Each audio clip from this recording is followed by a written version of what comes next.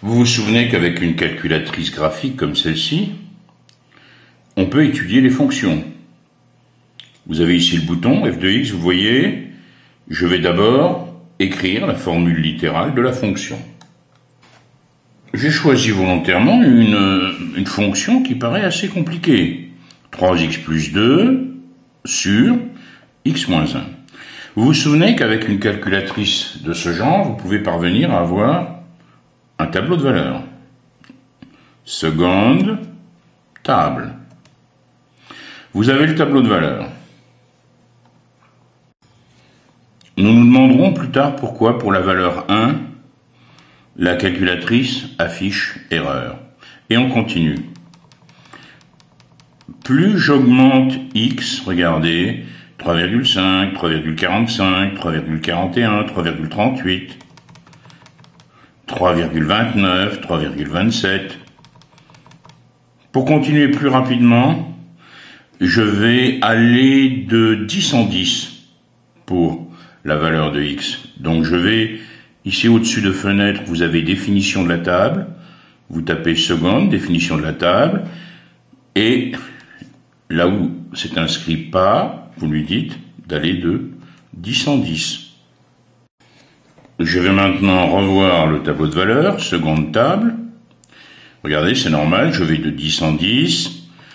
L'image de 10, c'est 3,55. De 20, 3,26. De 30, 3,17. Ça diminue, ça diminue, ça diminue. De 100, c'est 3,05. Je suis maintenant à 210, 3,02. Qu'est-ce qui se passe? Vous avez le sentiment d'une situation un peu particulière. Plus vous augmentez x, plus l'image devient plus petite. Donc on dirait que la fonction est comment d'après vous? Elle a l'air pour le moment décroissante. Mais regardez ce qui se passe, on dirait qu'elle est bloquée par la valeur 3. On se rapproche sans arrêt de 3. Alors, pour avoir une confirmation, si je retourne à la définition de la table, je vais lui demander d'aller de 500 en 500. Regardons ce qui se passe. Je vais de 500 en 500, regardez. Je suis à 4000, 5560, l'image de 5060, 560 c'est 3,0009, etc. Nous avons ici une fonction, x augmente, y diminue sans arrêt, mais tout en allant vers quelle valeur? Limite 3.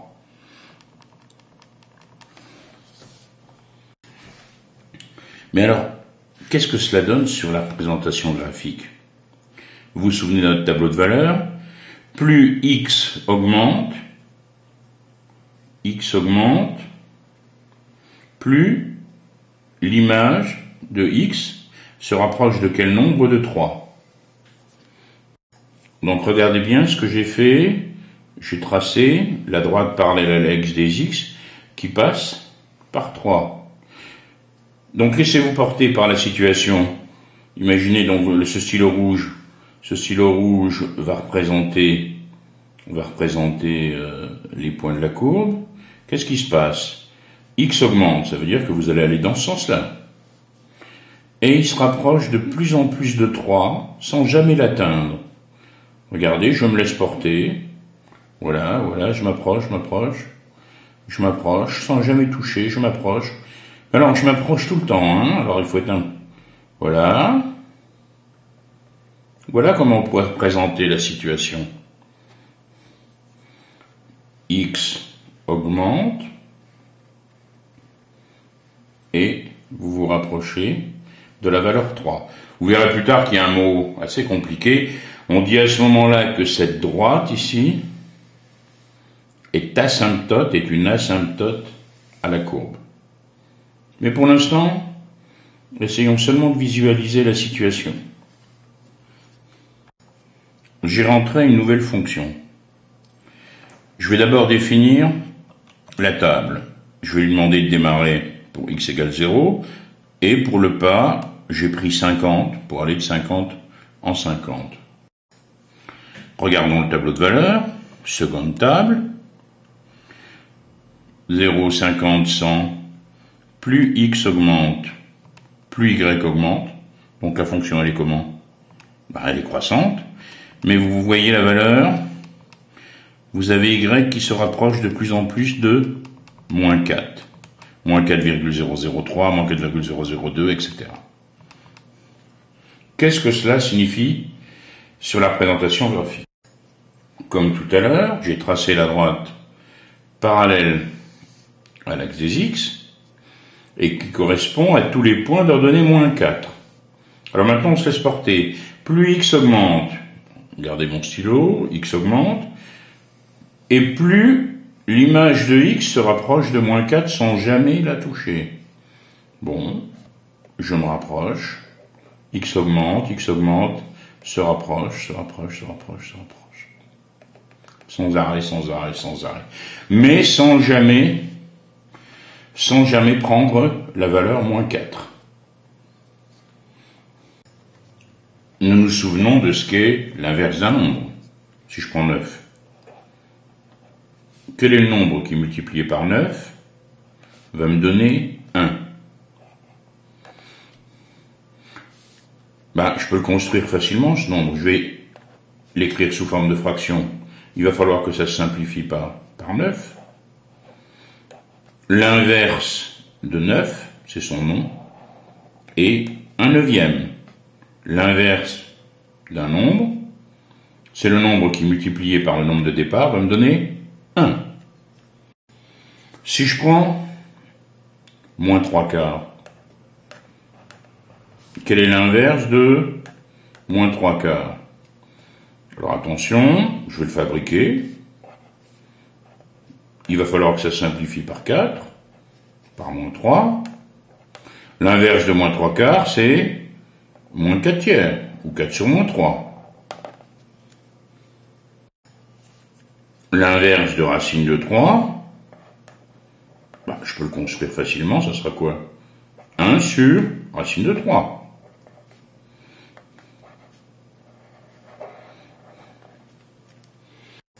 L'inverse de 1, c'est 1 lui-même. 1 multiplié par 1, ça me donne bien 1. Tous les nombres réels ont un inverse, sauf un nombre. 0. Par quel nombre multiplier 0 pour obtenir 1? C'est bien sûr impossible. Impossible, dès qu'un des facteurs est nul, le produit il est nul. Donc 0 n'a pas d'inverse. Donc en résumé, soit x un nombre différent de 0. Comment je peux écrire l'inverse de x? Tout simplement 1 sur x. 1 sur x, c'est bien le nombre qui multiplié par x va me donner 1. Bien justement, nous allons nous intéresser à la fonction qui a x associe 1 sur x. Quel nom on va donner à cette fonction? C'est bien sûr la fonction inverse. Première question qu'on se pose tout de suite. Elle est définie pour quel nombre? Quel est son domaine de définition? On vient de le voir, tous les nombres réels ont un inverse, sauf 0. On pourrait donc dire que f est défini sur tout r moins 0. Et on l'écrit de cette manière. Mais les mathématiciens ont aussi adopté l'écriture R étoile. Quand vous mettez une petite étoile à côté de R, cela signifie que vous ne prenez pas 0. Mais on aurait pu aussi définir le domaine de définition en utilisant les intervalles. Donc x peut appartenir à l'intervalle moins l'infini 0, et je prends pas 0, union 0 plus l'infini. Vous vous souvenez, moins l'infini plus l'infini, on prend tous les nombres jusqu'à 0, mais on ne prend pas 0, et ici on part de 0, sans le prendre. On prend tous les nombres supérieurs à 0. Nous allons à présent essayer de faire la représentation graphique de cette fonction inverse. La seule chose qu'on sait pour le moment, c'est que le domaine de définition, c'est R étoile. C'est-à-dire que, en aucun cas, x ne peut prendre la valeur 0. Qu'est-ce que cela veut dire pour la représentation graphique?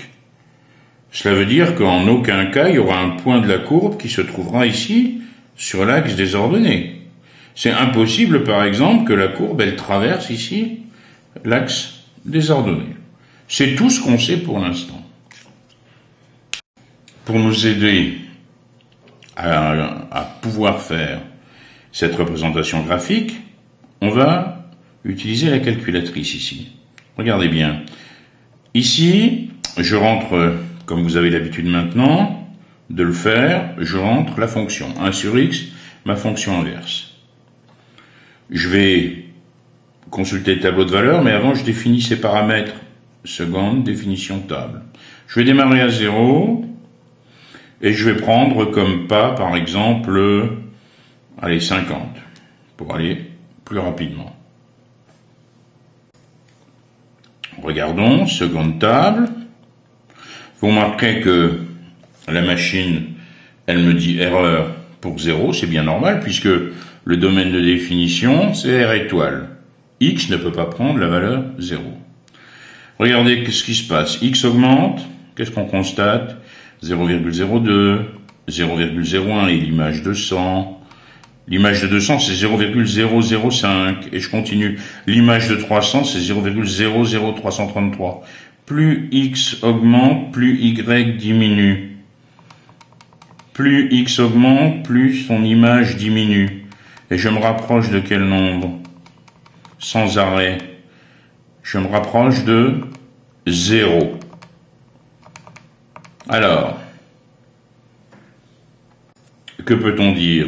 On peut dire que la fonction est comment? Décroissante, puisque x augmente, y diminue. Et y se rapproche sans arrêt de 0, sans jamais l'atteindre. Vous vous souvenez ce qu'on a fait tout au début de ce cours? On se rapproche sans arrêt de 0 quand x augmente. C'est-à-dire qu'on va se rapprocher avec la courbe sans arrêt de l'axe des abscisses. X augmente et son image se rapproche sans arrêt de 0. On pourrait déjà être un peu plus précis en sachant que l'image de 1, c'est 1. L'inverse de 1, c'est lui-même. Donc je sais que la courbe, elle passe par ce point. Donc la courbe, elle fait sûrement ceci. La question est maintenant, qu'est-ce qui se passe ici près de 0? Quand je me rapproche de 0, qu'est-ce que j'ai comme image? Pour voir ce qui se passe près de 0, je vais démarrer la position de x tout près de 0 à 0,1 par exemple. Et comme pas, je vais prendre le millième, 0,001. Donc, je vais partir de 0,1 pour x et je vais me rapprocher de 0, de millième en millième. Voyons le tableau de valeurs. Qu'est-ce qui se passe? Je suis à 0,1, l'image c'est 10. 0,099, l'image c'est 10. Je continue à me rapprocher de 0, je suis à 10,5, 11. Je continue à me rapprocher de 0, je suis ici à combien? 13. L'image de 0,072, c'est 13,889. Je continue. Ça augmente sans arrêt. Je suis ici maintenant déjà à 20. L'image de 0,05, c'est 20. Et je peux continuer ainsi sans arrêt en me rapprochant de plus en plus près de 0. L'image ici, par exemple, de 0,025, c'est 40. L'image ici de 0,018, c'est 55. C'est-à-dire, plus je me rapproche ici de 0, plus l'image augmente. Elle augmente. il se passe le même phénomène que tout à l'heure. Je me rapproche sans arrêt ici de l'axe des ordonnées. X se rapproche de 0 et Y augmente, sans arrêt, sans arrêt. Et que se passe-t-il maintenant quand X est inférieur à 0? Comme tout à l'heure ici pour les paramètres de la table, je démarre à 0 et je vais prendre un pas assez important, je vais aller de 50 à 50. Voyons ce qui se passe. Je vais sur le tableau de valeurs. Bon, pour 0, j'ai bien sûr une erreur. Je vais dans la partie négative. Ici, X diminue sans arrêt. Je passe de moins 50 à moins 100. Ça fait que Y passe de moins 0,02 à moins 0,01. Il est en train d'augmenter. Donc la fonction, elle est comment? X diminue, Y augmente. Ça veut dire qu'on a une fonction décroissante. Et je continue. Regardez, l'image de moins 350, c'est moins 0,0029. Je suis maintenant à moins 450. L'image, c'est moins 0,0022. Qu'est-ce qui se passe? Je me rapproche sans arrêt de 0. Et j'ai une fonction qui est comment? Décroissante. Regardons ce que cela donne. X diminue. Je suis donc dans ce sens. Et qu'est-ce qui se passe? La fonction, elle doit être décroissante. Donc elle est inclinée de cette manière, forcément. Donc la seule solution, c'est bien que je me rapproche ici sans arrêt de 0. On a l'image de moins 1. L'image de moins 1, c'est moins 1. L'inverse de moins 1 est moins 1. Donc je sais que la courbe va passer ici par ce point. Pour voir ce qui se passe tout près de 0, je vais démarrer de moins 0,1 et puis je vais prendre un pas très petit, 0,001, comme tout à l'heure. Je vais donc partir de moins 0,1 et me rapprocher ici de 0 pour voir ce qui se passe. On regarde la table. Alors ici, attention, l'image de moins 0,1, c'est moins 10. L'image de moins 0,099, c'est quoi? C'est moins 10,1. Ici, X augmente. Je m'approche sans arrêt de 0 en partant de moins 1. Et que fait Y? Y qui diminue. Il devient de plus en plus petit. Qu'est-ce qu'on peut dire de la fonction? Elle est bien sûr décroissante. On continue. J'augmente, je m'approche sans arrêt de 0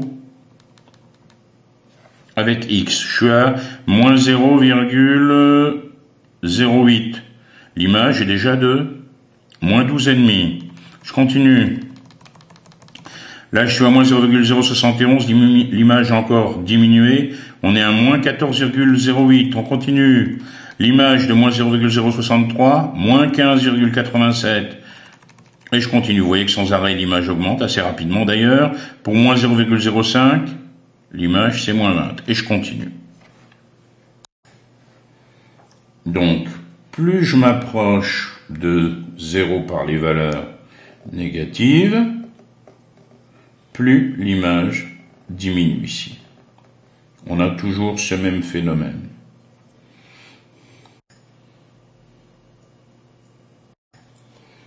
Eh bien, une telle représentation graphique se nomme une hyperbole.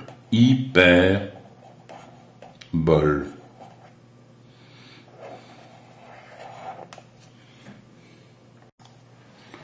En résumé, qu'est-ce qu'on peut dire du sens de variation de la fonction inverse?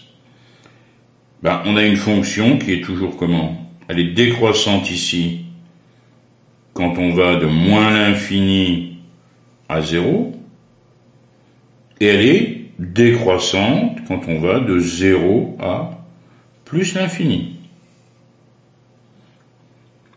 On peut donc faire le tableau de variation. J'ai donc x ici, f de x. J'ai bien sûr une valeur importante, c'est 0, moins l'infini, plus l'infini. Alors, très important, puisque la fonction n'est pas définie pour 0, je mets ici, dans mon tableau, une double barre. Ça voudra dire que la fonction f n'est pas définie pour 0. La fonction sur cet intervalle est décroissante, on l'a dit tout à l'heure, et sur l'autre intervalle également. Voilà les indications que je peux mettre. Je suis sûr que vous avez une petite idée de ce que vous pourriez mettre ici.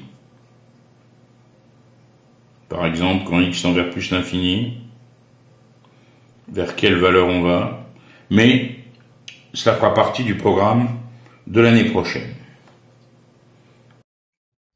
Vous avez maintenant l'habitude de GeoGebra. Regardez en bas à gauche, je rentre ici la formule littérale de la fonction, 1 sur x, la fonction inverse, et j'obtiens ce qu'on a appelé tout à l'heure une hyperbole. Ici, plus x augmente, quand il est positif, plus son image se rapproche de 0, sans jamais l'atteindre. Quand x se rapproche de 0, l'image augmente.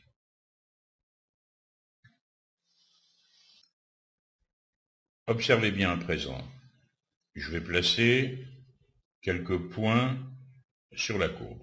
Vous voyez ici avec GeoGebra, vous voyez en haut, vous cliquez sur cette icône, et vous placez quelques points sur la courbe. Je place A, B, par exemple celui-ci, D, E, je continue.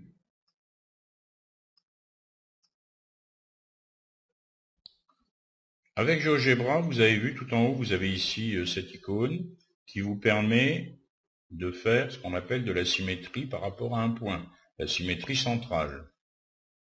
Par exemple, je prends le point A et je vais faire le symétrique par rapport à l'origine du repère. J'obtiens ici A'. Et je continue. Je vais faire la même opération avec B. Et je continue. On remarque ici que tous les points symétriques de ces points qui se trouvent ici sur la courbe, tous les symétriques sont également ici sur l'autre partie de la courbe. Qu'est-ce qu'on peut dire? C'est bien sûr que la courbe, l'hyperbole ici, elle admet un centre de symétrie, et ce centre de symétrie, c'est l'origine du repère, c'est-à-dire O.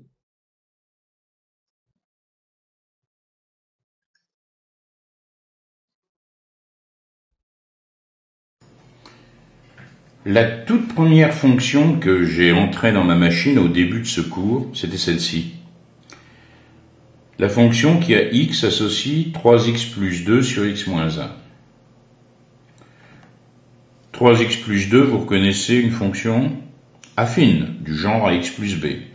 x moins 1, de la même façon, vous reconnaissez une fonction affine du type ax plus b, où a vaut 1, et b, bien sûr, ici, moins 1.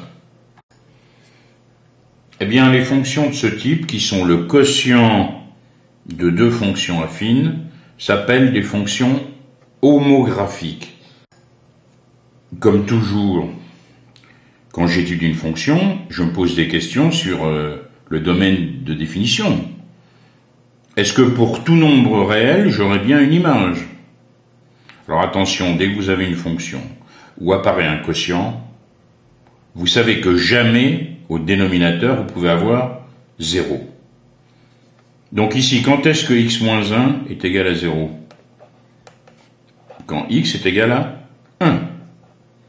Donc cette fonction, elle peut être définie seulement sur quel domaine? Eh bien, x peut prendre toutes les valeurs de R, sauf la valeur 1. Alors là, vous avez plusieurs solutions. Vous pouvez donc dire que le domaine de définition de la fonction f, c'est R moins 1 par exemple. Ou bien, vous pouvez l'écrire sous la forme d'intervalle, de moins l'infini à 1, en excluant 1, union 1 plus l'infini.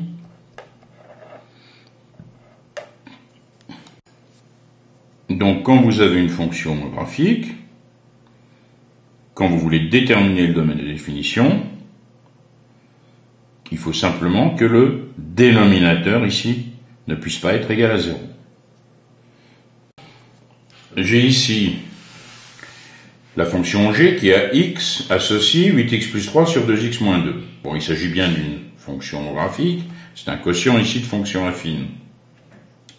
Si je veux trouver le domaine de définition, le déterminer, il faut que je sache quand est-ce que le dénominateur 2x moins 2 est égal à 0. C'est quand 2x est égal à 2, c'est-à-dire x égale 2 sur 2, x égale 1. Donc le domaine de définition de g, ce sera R moins 1.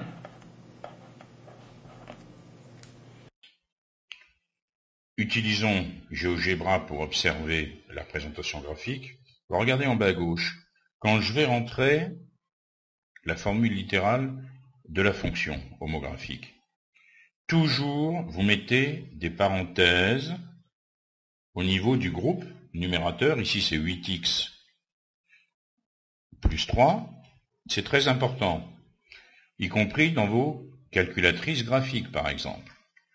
Sinon, comme vous mettez ici un signe de division, s'il n'y a pas ces parenthèses, eh bien, il n'y a que 3 qui sera divisé, puisque la division, elle est prioritaire. Donc, c'est très important. Pareil pour le groupe dénominateur, je mets ce groupe entre parenthèses. J'ai donc 8x plus 3 sur 2x moins 2. GeoGebra trace la courbe. Observez bien cette courbe. Je vais un petit peu déplacer la courbe pour que vous voyez mieux. Est-ce que cette courbe ne vous rappelle pas quelque chose? Est-ce qu'il n'y a pas un phénomène qu'on vient de voir? Est-ce que vous comprenez maintenant la raison pour laquelle les fonctions homographiques sont dans le chapitre de la fonction inverse? Regardez, je fais un zoom arrière pour que vous voyez mieux. Regardez bien. Qu'est-ce que vous reconnaissez, bien sûr? Une hyperbole. Je trace la droite dont tous les points ont pour abscisse 1. Ça n'a rien d'étonnant, vous voyez cette droite qui joue le rôle de l'axe des Y quand on a étudié tout à l'heure la fonction 1 sur x. Qu'est-ce qui se passe quand je me rapproche de 1? Les images deviennent de plus en plus grandes. Je me rapproche ici également de 1, sans jamais l'atteindre. Les images deviennent de plus en plus grandes.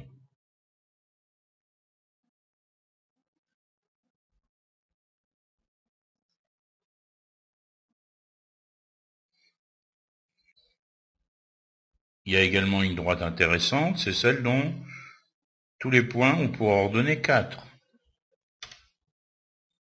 Regardez bien, vous reconnaissez la situation de tout à l'heure, en vérité.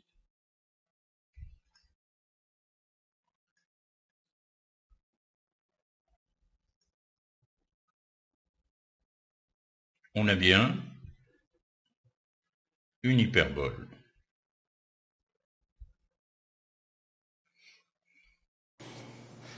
Observons la présentation graphique sur papier.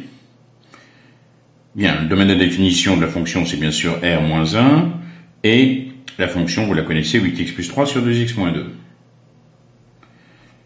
Pour faire cet axe, ici, en bleu, c'est pas compliqué, ça correspond à la droite d'équation x égale 1, c'est-à-dire à la valeur que vous avez retirée, à la valeur que la fonction ne peut pas prendre.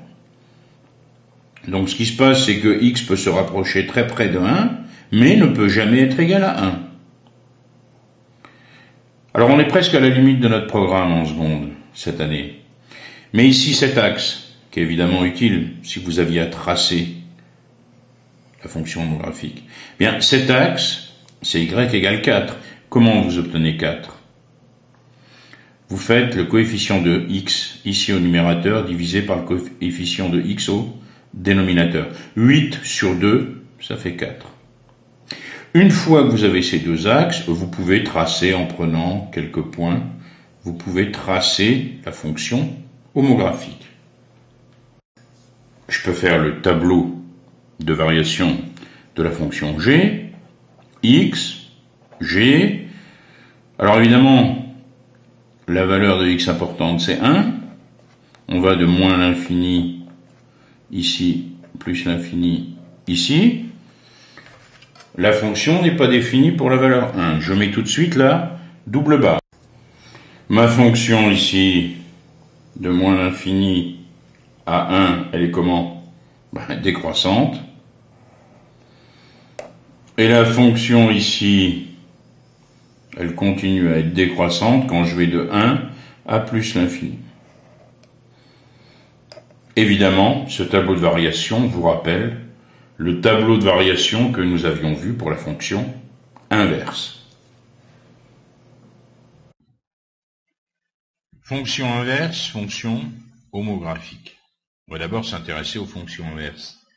Pour un petit rappel, tout nombre réel x diffère de 0 à un inverse. L'inverse, c'est 1 sur x. Bon, vous vous souvenez, l'inverse de 5, je peux l'écrire en cinquième. Bon, attention, si je veux exprimer l'inverse d'un nombre écrit sous forme fractionnaire comme 3/4, l'inverse de 3/4, c'est 1 sur 3/4. Et vous vous rappelez que diviser par un nombre, ça revient multiplié par son inverse. Donc diviser 1 par 3/4, ça revient multiplier 1 par l'inverse de 3/4, c'est-à-dire 4/3. Donc 1 sur 3/4, c'est 4/3. Alors on définit simplement la fonction inverse, fort logiquement, c'est la fonction f, définie sur R étoile. Qu'est-ce qui signifie ce étoile? Il signifie que je ne prends pas pour valeur 0. X ne peut jamais avoir la valeur 0. R étoile, ça veut dire R moins 0.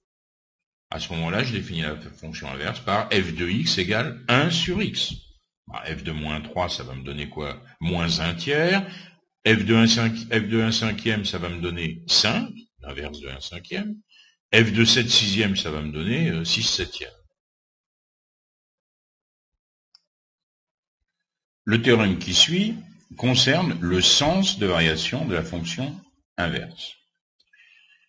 La fonction inverse f qui a x associe 1 sur x est donc définie sur R étoile, comme on l'a dit précédemment.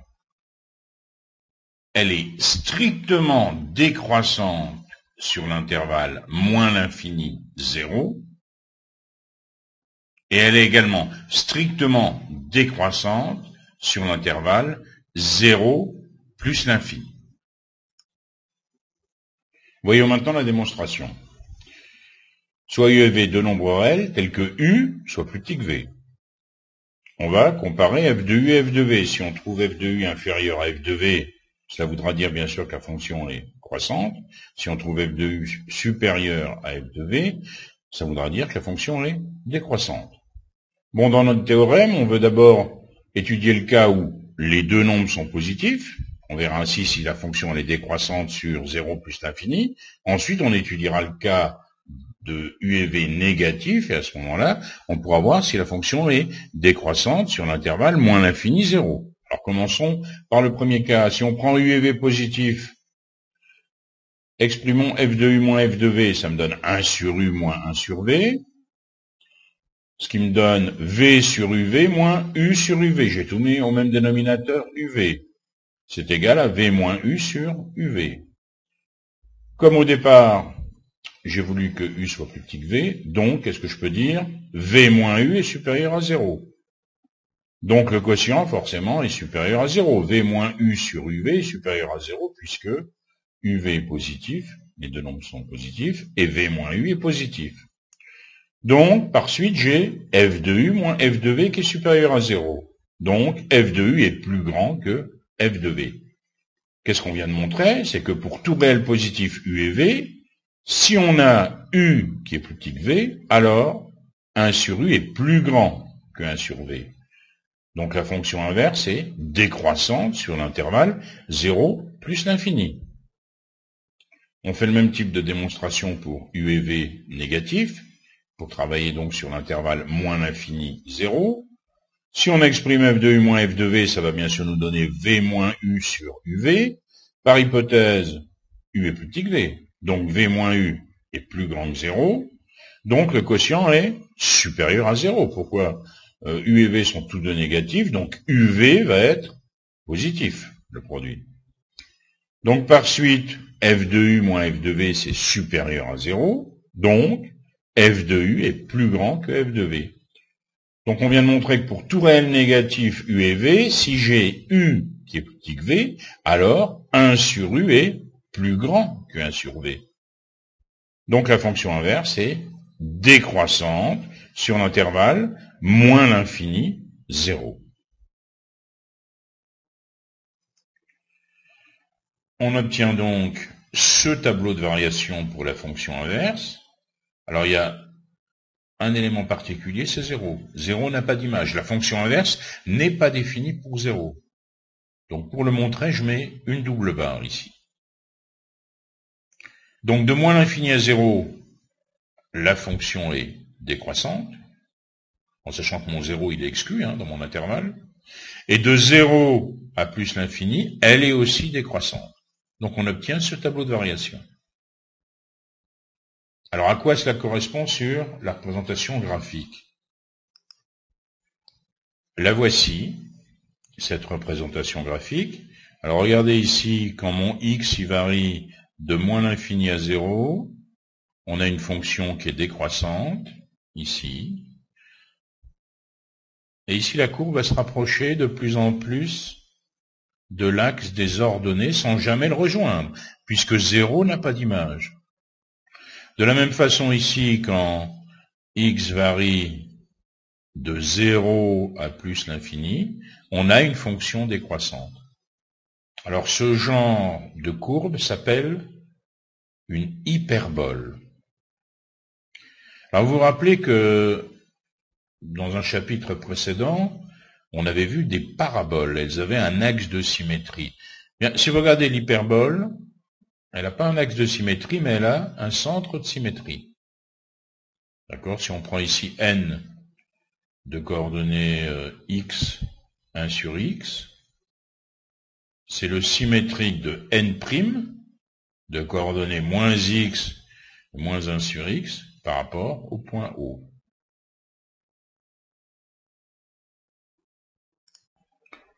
C'est l'objet du théorème qui suit. Dans un repère d'origine O, la courbe de la fonction inverse admet O comme centre de symétrie. Si on prend x un nombre réel non nul, on va essayer de le démontrer. Le point n, x, 1 sur x, il appartient à l'hyperbole.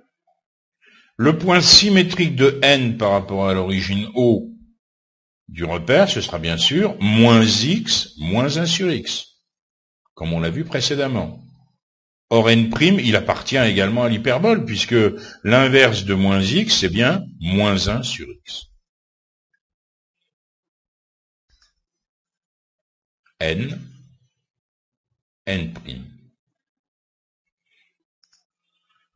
Intéressons-nous maintenant aux fonctions homographiques. Bon, d'abord, qu'est-ce que c'est qu'une fonction homographique? Soit ABCD 4 nombres réels, avec C différentes zéros. Toute fonction f qu'on peut écrire sous la forme f telle que qui a x associe ax plus b sur cx plus d est appelée fonction homographique. Et on obtiendra comme courbe représentative une hyperbole. Alors attention, cx plus d bien sûr ne peut jamais être égal à 0. Donc la fonction elle sera seulement définie pour les valeurs de x qui n'annuleront pas le dénominateur. Donc pour avoir une fonction homographique, il suffit de faire le rapport apparemment de deux fonctions affines. Prenons un exemple. La fonction homographique f qui a x associe 2x moins 5 sur 3x plus 2. Alors d'abord, je m'intéresse tout de suite au dénominateur. Quand est-ce que ce 3x plus 2 est égal à 0? Ben, il sera égal à 0 quand x sera égal à moins 2 tiers. Donc, cette fonction homographique f, elle est définie pour tous les nombres réels, sauf moins 2 tiers. Donc, dans mon tableau de variation, comme tout à l'heure, j'aurai une double barre ici correspondant à moins 2 tiers, puisque la fonction n'est pas définie en moins 2 tiers.